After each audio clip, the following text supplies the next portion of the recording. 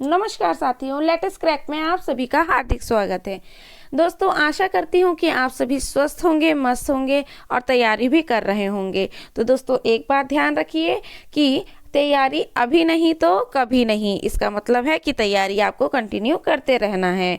दोस्तों, मैं आप सभी लोगों से एक और बात कहना चाहूँगी और उम्मीद है कि आप लोग मेरी बात को समझेंगे भी। दोस्तों, स्क्रीन पर देखिए, आपको एक चैनल दिखाई दे रहा है, ईजियर एजुकेशन पॉइंट। दोस्तों, ये चैनल मेरा ही है और इस पर देखिए दोस्तों, मैंने ना 37 वीडियो डाले थे और 37 वीडियो को आप सभी लोगों ने बहुत ही प्यार दिया था और इसमें 792 सब्सक्राइबर भी हो गए थे।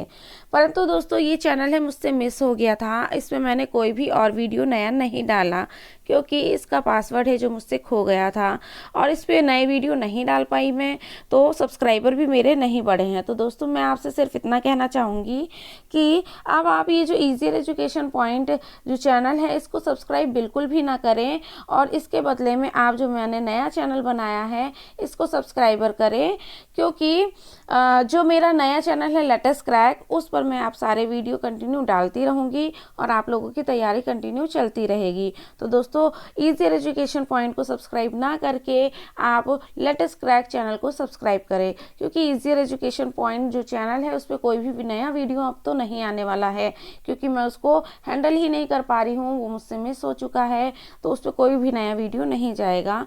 तो आप वहाँ से अनसब्सक्राइब कर सकते हैं और लेटेस्ट क्रैक को सब्सक्राइब कर लीजिए, क्योंकि लेटेस्ट क्रैक में आपको सारे नए वीडियो मिलेंगे और आपकी तैयारी कंटिन्यू चलती रहेगी।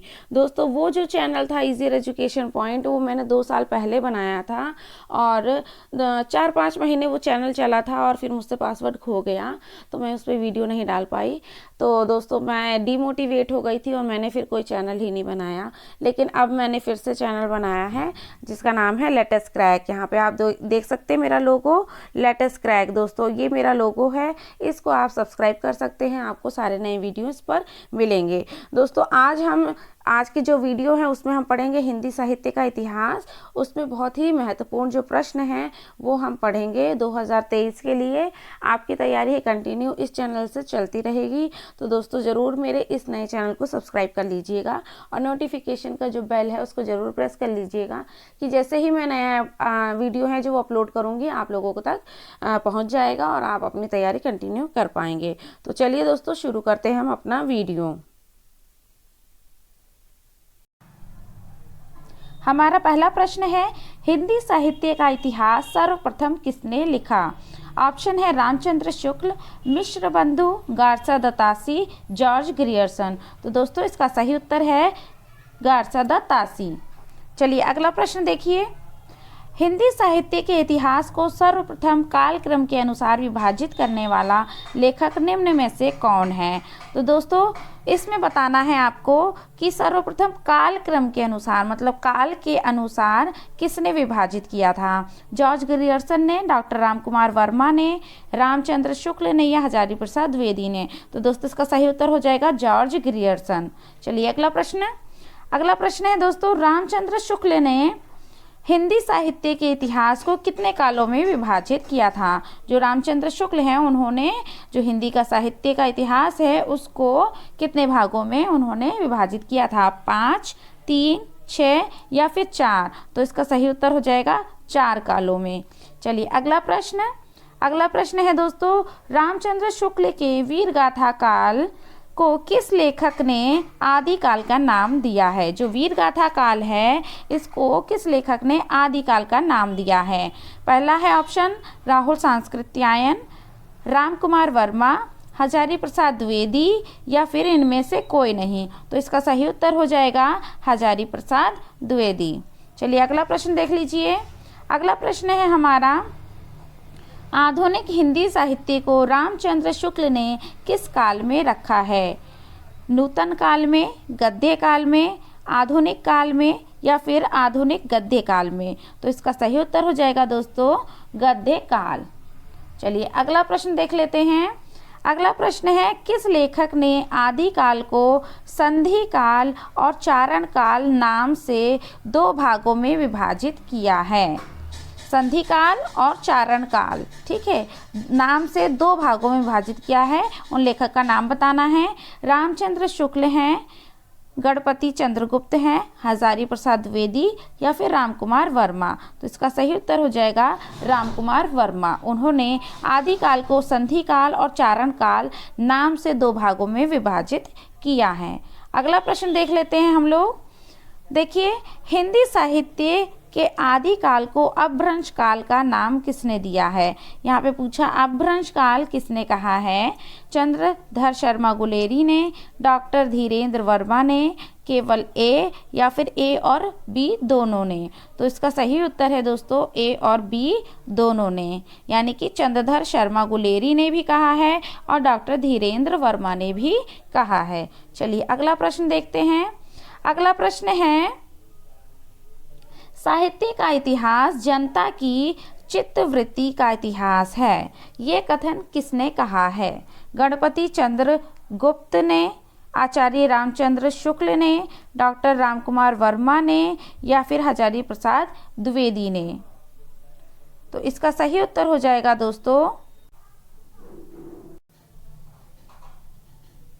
आचार्य रामचंद्र शुक्ल। चलिए अगला प्रश्न देखते हैं। अगला प्रश्न है, आचार्य रामचंद्र शुक्ल द्वारा रचित इतिहास ग्रंथ का नाम बताइए। इनमें से कौन सा नाम है जो आचार्य रामचंद्र शुक्ल द्वारा रचा गया है? रसमीमांसा, हिंदी साहित्य का वैज्ञानिक इतिहास, हिंदी साहित्य का इतिहास या हिंदी साहित्य का अतीत। तो दोस्तों इसका सही उत्तर हो जाएगा हिंदी साहित्य का वैज्ञानिक इतिहास। चलिए अगला प्रश्न देखते हैं। अगला प्रश्न है, हिंदी साहित्य का इतिहास सर्वप्रथम किस भाषा में लिखा गया? उर्दू में लिखा गया था, फ्रेंच में या अंग्रेजी में या फिर हिंदी में? तो इसका सही उत्तर हो जाएगा फ्रेंच भाषा में। दोस्तों आप सभी लोग जानते हैं गारसद तासी ने लिखा था और ये फ्रेंच भाषा में लिखा था। चलिए अगला प्रश्न देखते हैं। अगला प्रश्न है, उस इतिहास ग्रंथ का नाम बताइए जिसमें लगभग 5000 कवियों का विवरण संकलित है। ऑप्शन है हिंदी साहित्य का इतिहास, अतीत और हिंदी साहित्य का इतिहास, मिश्र बंधु विनोद या फिर शिव सिंह सरोज। तो इसका सही उत्तर हो जाएगा दोस्तों मिश्र बंधु विनोद। इसका सही उत्तर है मिश्र बंधु विनोद, जिसमें 5000 कवियों का विवरण मिलता है। चलिए अगला प्रश्न देखते हैं। हिंदी साहित्य का इतिहास दर्शन नामक ग्रंथ के लेखक कौन हैं? डॉक्टर नामवर सिंह, डॉक्टर विनय मोहन, विजयेंद्र स्नातक, डॉक्टर नलिन विलोचन शर्मा। तो इसका सही उत्तर है डॉक्टर नलिन विलोचन शर्मा। चलिए अगला प्रश्न, हिंदी साहित्य के किस युग को स्वर्ण काल कहा गया है? दोस्तों ये बहुत इंपॉर्टेंट क्वेश्चन है, ये बहुत बार पूछा जा चुका है। बताना है आपको कि स्वर्ण युग कौन से काल को कहा गया है? रीति काल को, गद्य काल को, आदि काल को या फिर भक्ति काल को? तो दोस्तों जो भक्ति काल है इसी को स्वर्ण काल कहा गया है। चलिए अगला प्रश्न देखते हैं। आदि काल के साहित्य की प्रमुख भाषा थी, कौन सी थी आपको बताना है? अपभ्रंश, अवधी, ब्रज या फिर डिंगल तथा पिंगल? तो इसका सही उत्तर हो जाएगा डिंगल तथा पिंगल भाषा। चलिए अगला प्रश्न देखते हैं। आदिकाल साहित्य का कौन सा प्रमुख रस नहीं है? इसमें कौन सा रस है जो आदिकाल में साहित्य में प्रयोग नहीं हुआ है? श्रृंगार रस, वीर रस, ए और बी दोनों या फिर इनमें से कोई नहीं? तो दोस्तों जो श्रृंगार रस है ये प्रयोग नहीं हुआ है, प्रमुख रस नहीं है। चलिए अगला प्रश्न देखते हैं। अगला प्रश्न है, पृथ्वीराज रासों का नायक पृथ्वीराज चौहान है और नायिका कौन है? राजमती है, संयोगिता है, नागमती है या फिर पद्मावती है? तो इसका सही उत्तर हो जाएगा संयोगिता। जो पृथ्वीराज रासों के नायक हैं वो पृथ्वीराज चौहान हैं और जो संयोगिता हैं वो उनकी नायिका हैं। चलिए अगला प्रश्न देखते हैं। अगला प्रश्न है, आदिकाल के साहित्य में रासों का अर्थ है। आपको बताना है जो आदिकाल के जो साहित्य थे उसमें रासों का अर्थ क्या है? रास अर्थात नृत्य परक काव्य है या फिर वीर काव्य है उसका अर्थ, या फिर विविध रसों का मिश्रित काव्य या रहस्य पर काव्य, रहस्यपरक काव्य। तो दोस्तों इसका सही उत्तर हो जाएगा वीर काव्य। आदिकाल का जो साहित्य है उसमें रासों का अर्थ वीर काव्य कहलाता है। चलिए अगला प्रश्न देखते हैं। अगला प्रश्न है, रामचंद्र शुक्ल ने किस साहित्य को सांप्रदायिक शिक्षा मात्र कहकर वीर गाथा काल में नहीं सम्मिलित किया, किंतु हजारी प्रसाद द्विवेदी ने उसे आदिकाल के अंतर्गत स्वीकार किया है? नाथ साहित्य है, सिद्ध साहित्य, जैन साहित्य या फिर यह सभी? तो इसका सही उत्तर हो जाएगा यह सभी। चलिए अगला प्रश्न देख लीजिए। अगला प्रश्न है, सरस्वती पत्रिका का प्रकाशन कब हुआ? तो सरस्वती पत्रिका का प्रकाशन कई बार क्वेश्चन पूछा जा चुका है, बहुत इंपॉर्टेंट है। इसका सही उत्तर हो जाएगा वर्ष 1900। वर्ष 1900 में सरस्वती जो पत्रिका है उसका प्रकाशन हुआ था। चलिए अगला प्रश्न देखते हैं। अगला प्रश्न है, आचार्य रामचंद्र शुक्ल ने निम्नलिखित में से किसे हिंदी का प्रथम महाकाव्य माना है? चंद्रबरदाई को, विद्यापति को, कबीर को या तुलसी को? मतलब कि कौन से कवि हैं जिनका इन्होंने प्रथम कवि माना है, उनका जो काव्य है महाकाव्य उनको प्रथम माना है? तो इसका सही उत्तर हो जाएगा चंद्रबरदाई। चलिए अगला प्रश्न देखते हैं। अगला प्रश्न है, निम्नलिखित में से कौन सा रासो ग्रंथ उत्तर भारत में आला खंड के नाम से लोकप्रिय रहा है? कौन सा ग्रंथ है जो आला खंड के नाम से भी जाना जाता है? विजयपाल रासो है, खुमान रासो है, पृथ्वीराज रासो है या फिर परमाल रासो है? तो दोस्तों जो परमाल रासो है इसी को आला खंड के नाम से भी जाना जाता है। चलिए अगले प्रश्न पर चलते हैं। अगला प्रश्न है हमारा, आदिकाल में खड़ी बोली को काव्य भाषा बनाने वाले प्रथम कवि हैं?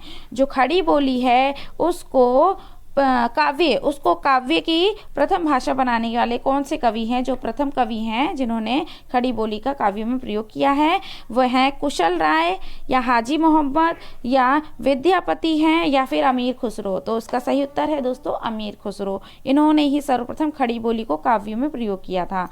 चलिए अगला प्रश्न देख लीजिए। अगला प्रश्न है, अपभ्रंश का भवभूति किस कवि को कहा गया है? तो इसका ऑप्शन है दोस्तों, इसका ऑप्शन यहाँ से शुरू हो गया है। स्वयंभू हैं, शालीभद्र सूरी हैं, पुष्पदंत हैं या फिर धनपाल हैं? तो दोस्तों अपभ्रंश का जो भवभूति कहा गया है वो कहा गया है पुष्पदंत को। चलिए अगला प्रश्न देख लीजिए। अगला प्रश्न है, अपभ्रंश का वाल्मीकि किसे कहा गया है? इसमें अपभ्रंश का वाल्मीकि दोस्तों पुष्पदंत। तो चलिए दोस्तों आज का वीडियो यहीं तक था, मिलते हैं अगले वीडियो में। नमस्कार।